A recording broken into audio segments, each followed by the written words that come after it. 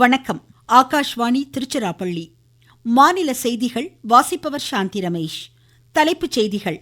பிரதமர் திரு நரேந்திர மோடி ரோம் நகரில் இட்டலி பிரதமர் ஜார்ஜியா மெலோனியுடன் இருதரப்பு பேச்சுவார்த்தைகளை இன்று மேற்கொள்கிறார். தமிழ்நாட்டில் 10ஆம் வகுப்பு பொதுத் தேர்வில் 94.31% மாணாக்கர் தேர்ச்சி பெற்றுள்ளனர். மருத்துவம் ஊரக நலிப்பணிகள் இயக்கத்திற்கென 40 புதிய வாகனங்களின் சேவையை முதலமைச்சர் திரு விஜய் சென்னையில் இன்று துவக்கி வைத்தார். தமிழக விளையாட்டு வீரர்கள் ஒலிம்பிக் போட்டிகளில் பதக்கங்களை வெல்வதற்கான செயல் திட்டங்கள் வகுக்கப்படுவதாக மாநில விளையாட்டுத்துறை அமைச்சர் திரு ஆதவ் அர்ஜுனா கூறியுள்ளார். திண்டுக்கல் மாவட்டம் கொடைக்கானல் பிரையன் பூங்காவில் 63வது மலர் கண்காட்சி இன்று தொடங்கியது. இனி விரிவான செய்திகள். பிரதமர் திரு நரேந்திர மோடி தமது 5 நாடுகள் பயணத்தின் 5வது மற்றும் இறுதி கட்டமாக இட்டலி பிரதமர் ஜார்ஜியா மெலோனியுடன் இருதரப்பு பேச்சுவார்த்தைகளை இன்று மேற்கொள்கிறார். முன்னதாக பிரதமர் வெளியிட்டுள்ள சமூக வலைதள பதிவில் இப்பேச்சுவார்த்தைகளை தாம் ஆவலுடன் எதிர்நோக்கி இருப்பதாகவும் இரு நாடுகளுக்கிடையிலான நட்புறவை இது மேலும் வலுப்படுத்தும் என்றும் கூறினார். நம்பிக்கை தெரிவித்துள்ளார். ரோம் நகரை தாம் அடைந்தவுடன் மெலோனியை சந்தித்து பேச வாய்ப்பு கிடைத்ததாகவும் பல்வேறு துறை சார்ந்த பேச்சுவார்த்தைகளை மேற்கொண்டதாகவும் பிரதமர் மகிழ்ச்சி தெரிவித்தார். இட்டலி அதிபர் செர்ஜியோ மெட்டரலாவையும் பிரதமர் சந்தித்து பேச உள்ளார். தமிழ்நாட்டில் 10ஆம் வகுப்பு பொதுத் தேர்வில் 94.31% பேர் தேர்ச்சி பெற்றுள்ளனர். மாணவிகள் 96.47% பேரும் மாணவர்கள் 92.15% தேர்ச்சி அடைந்துள்ளனர்.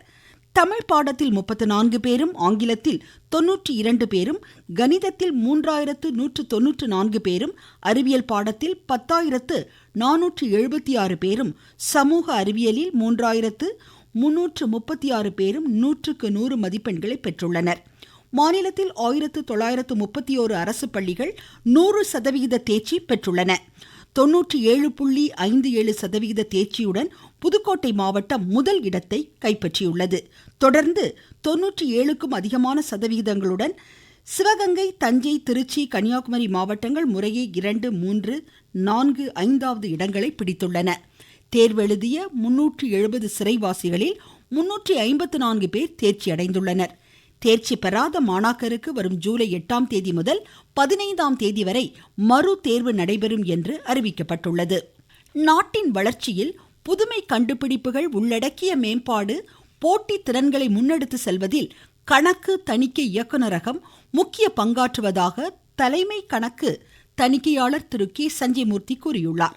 புதுடெல்லியில் இந்திய போட்டித்திறன் ஆணையத்தின் 17வது ஆண்டு நிகழ்ச்சியில் இன்று உரையாற்றிய அவர், இந்த மின்னணு காலகட்டத்தில் பொருளாதார ஆளுமையில் இந்த ஆணையத்தின் பங்கு முக்கியத்துவம் பெறுவதாக குறிப்பிட்டார்.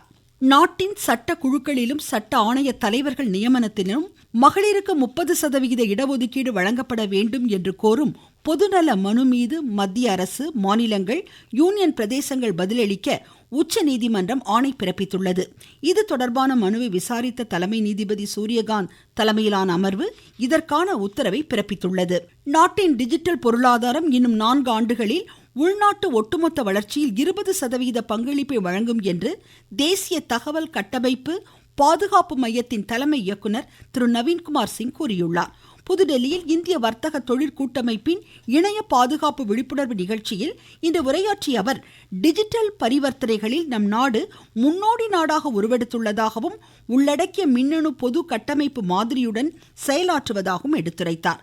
காகிதமற்ற பரிவர்த்தனை போன்ற முன்னெடுப்புகளின் மூலம் முறைசாரா பொருளாதார நிலையிலிருந்து அதிக உற்பத்தி திறன் கொண்ட டிஜிட்டல் பொருளாதார நிலைக்கு நாடு முன்னேறி இருப்பதாகவும் அவர் குறிப்பிட்டார்.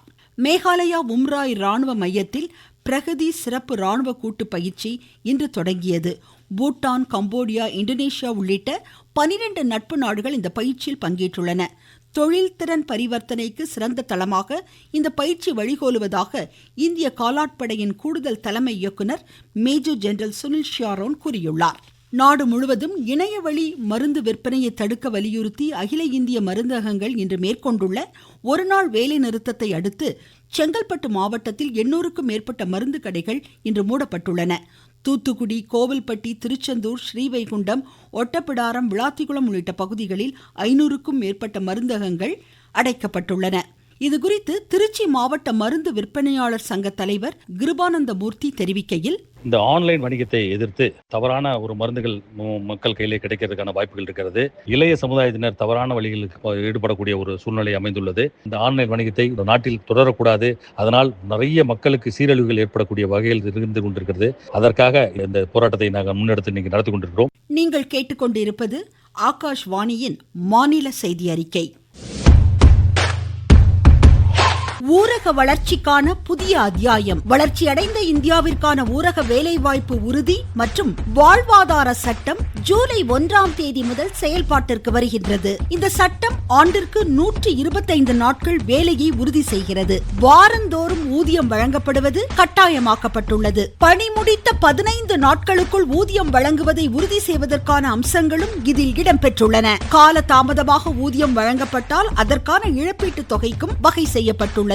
வளர்ச்சியடைந்த இந்தியாவிற்கான பயணத்தில் மோடி அரசு தொடரும் சீர்திருத்த நடவடிக்கைகள். தமிழ்நாட்டில் மருத்துவம் ஊரக நலப்பணிகள் இயக்ககத்திற்கென 2,90,00,000 ரூபாய் மதிப்பிலான 40 புதிய வாகனங்களின் செயல்பாட்டை முதலமைச்சர் திரு ஜோசப் விஜய் இன்று துவக்கி வைத்தார். சென்னை தலைமைச் செயலகத்தில் நடைபெற்ற இந்நிகழ்வில் வாகனங்களை முதலமைச்சரே இயக்கி வைத்து சாவிகளை ஓட்டுநர்களிடம் வழங்கினார். இந்நிகழ்ச்சியில் மாநில மக்கள் நல்வாழ்வுத்துறை அமைச்சர் டாக்டர் KG அருண்ராஜ் உள்ளிட்டோர் கலந்து கொண்டனர். தமிழக விளையாட்டு வீரர்கள் ஒலிம்பிக் போட்டிகளில் பதக்கங்களை வெல்வதற்கான செயல் திட்டங்கள் வகுக்கப்படுவதாக மாநில பொதுப்பணி மற்றும் விளையாட்டுத்துறை அமைச்சர் திரு ஆதவ் அர்ஜுனா கூறியுள்ளார். சென்னையில் இன்று அவர் வெளியிட்ட அறிக்கையில், நேரு உள் விளையாட்டரங்கில் காலை 7 மணி முதல் 10 மணி வரை விளையாட்டுத்துறை சார்ந்த கோரிக்கைகளை வீர வீராங்கனைகள் தம்மிடம் தெரிவிக்கலாம் என்று கூறியுள்ளார். விருதாச்சலத்தை தனி மாவட்டமாக அறிவிக்க முனைப்புடன் செயலாற்றப் போவதாக தேமுதிக தலைவர் திருமதி பிரேமலதா விஜயகாந்த் கூறியுள்ளார். விருதாச்சலத்தில் இன்று செய்தியாளர்களிடம் பேசிய அவர், தாம் அளித்த தேர்தல் வாக்குறுதிகளை நிறைவேற்ற உரிய நடவடிக்கைகள் எடுக்கப்படும் என்றார். தமிழ்நாட்டில் 717 டாஸ்மாக் கடைகள் மூடப்பட்டதற்கு தமிழக அரசுக்கு அவர் நன்றியை தெரிவித்துக் கொண்டார். கொடைக்கானல் பிரைன் பூங்காவில் 63வது மலர் கண்காட்சியை திண்டுக்கல் மாவட்ட ஆட்சித்தலைவர் திரு சரவணன் இன்று துவக்கி வைத்தார். 6 லட்சம் மலர் நாற்றுகள், 10,000 மலர் தொட்டிகள், 50,000த்திற்கும் மேற்பட்ட மலர்களால் ஆன பிரம்மாண்ட உருவ பொம்மைகள் இதில் காட்சிப்படுத்தப்பட்டதாக எமது செய்தியாளர் கூறுகிறார். கொடைக்கானல் பிரைன் பூங்காவில் 63வது மலர் கண்காட்சியை மாவட்ட ஆட்சித்தலைவர் துவக்கி வைத்தார். மே 31ஆம் தேதி வரை நடைபெறும் மலர் கண்காட்சியில் பல கோடி மலர்கள் பல்வேறு வண்ணங்களில் பூத்துக் குலுங்கின்றன. தமிழ்நாட்டின் பாரம்பரியத்தை பறைசாற்றும் வகையில் 1 லட்சம் கொய் மலரால் வடிவமைக்கப்பட்டுள்ள பாம்பன் பாலம், ஜல்லிக்கட்டு காளை, தஞ்சை பெரிய கோவில் கோபுரம் ஆகியவை சுற்றுலா பயணிகளை பெரிதும் கவர்ந்துள்ளன. கொடைக்கானலிருந்து ராஜசேகரன், சுப்பிரமணிய பாரதி. சேலம் மாவட்டம் ஏற்காடில் 49வது கோடை விழா மற்றும் மலர் கண்காட்சி நாளை மறுநாள் தொடங்குகின்றது. வரும் 28ஆம் தேதி வரை நடைபெறவுள்ள இவ்விழாவில் காய்கறி கண்காட்சியும் செல்லப்பிராணிகள் கண்காட்சியும் இடம்பெறவுள்ளதாக மாவட்ட ஆட்சித்தலைவர் திரு இளம் பகவத் கூறியுள்ளார். நெல்லை மாவட்டத்தில் பள்ளி ஆட்டோ மற்றும் தனியார் வேனில் அதிக அளவு குழந்தைகளை ஏற்றி செல்வதை கண்காணிக்க சிறப்பு குழுக்கள் அமைக்கப்பட்டுள்ளதாக மாவட்ட ஆட்சித்தலைவர் திரு சுகுமார் கூறியுள்ளார். திருநெல்வேலி மாவட்டத்தில் 737 பேருந்துகளுக்கு இப்போது செக் பண்ண போகிறோம். வெஹிக்கிளில் எமர்ஜென்சி டோர் ஒழுங்காக ஃபங்க்ஷன் ஆகுதா, ஃபர்ஸ்ட் எய்ட் கிட் இருக்கா, இல்லை ஆக்சிடென்ட்ஸ் நடக்கும்போது எப்படி பிஹேவ் பண்ணணும், அதுக்குண்டான டெமோ எல்லாமே நம்ம fire and rescue services officers training கொடுப்பாங்க. அதோட நம்ம டிரைவர்ஸோடைய eye checkup and other health பேராமீட்டர்ஸையும் செக் பண்ணுவாங்க. திருப்பத்தூர் மாவட்ட வேலைவாய்ப்பு மற்றும் தொழில்நெறி வழிகாட்டு மையத்தில் நாளை மறுநாள் தனியார் துறை வேலைவாய்ப்பு முகாம் நடைபெற உள்ளது. இதேபோல் திருச்சி, அரியலூர், தேனி, ராமநாதபுரம், தூத்துக்குடி உள்ளிட்ட மாவட்டங்களிலும் தனியார் துறை வேலைவாய்ப்பு முகாம் அந்தந்த மாவட்ட வேலைவாய்ப்பு மையங்களில் நாளை மறுநாள் நடைபெறுகிறது. திருவாரூர் மாவட்டம் பேரளத்திலிருந்து காரைக்காலுக்கு அகல ரயில் பாதையில் பயணியர் ரயில் சேவை இன்று தொடங்கியுள்ளதாக எமது செய்தியாளர் கூறுகிறார்.